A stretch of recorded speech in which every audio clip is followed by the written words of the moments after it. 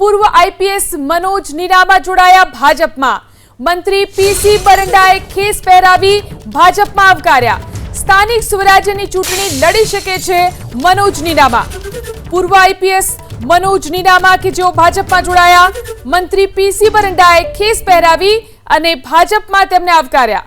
સ્થાનિક સ્વરાજ્યની ચૂંટણી લડી શકે છે મનોજ નીનામા। વધુ જાણકારી મેળવી અમારા સંવાદદાતા દેવાંગ ચૌધરી આપણી સાથે ફોન લાઈનથી જોડાયા છે। દેવાંગ, આઈપીએસ મનોજ નીનામા ભાજપમાં જોડાયા છે। બિલકુલ વાત કરવામાં આવે તો જે મનોજ નીનામા જે શામળાજી તાલુકાના જાપચેતરિયા ગામના વતની છે, જેઓ રાજ્ય સરકાર ગુજરાત રાજ્યના ટ્રાફિકના આઈજી તરીકે ફરજ બજાવતા હતા, પણ 2 દિવસ પહેલા તેમને આઈપીએસ પદ ઉપરથી રાજીનામું આપ્યું હતું। ત્યારબાદ તેઓ આજે શામળાજી ખાતે જે ભારતીય જનતા પાર્ટીની જે કાર્યાલયનું ઓપનિંગ થયું તેમાં પીસી બરંડા મંત્રી તેમજ પ્રભારી સંજય દેસાઈની ઉપસ્થિતિમાં જ આજે કેસરીઓ ધારણ કર્યો છે। અને સૂત્રો દ્વારા એ પણ માહિતી મળી રહી છે કે આવનારી સમયમાં ભારતીય જનતા પાર્ટી તરફથી જે શામળાજીની ઓડ બેઠક પરથી તેઓ ચૂંટણી લડી શકે છે।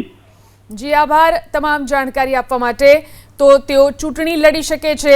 મંત્રી પીસી બરંડાએ ખેસ પહેરાવી અને તેમને આવકાર્યા। સ્થાનિક સ્વરાજ્યની ચૂંટણી લડી શકે છે મનોજ નીનામા।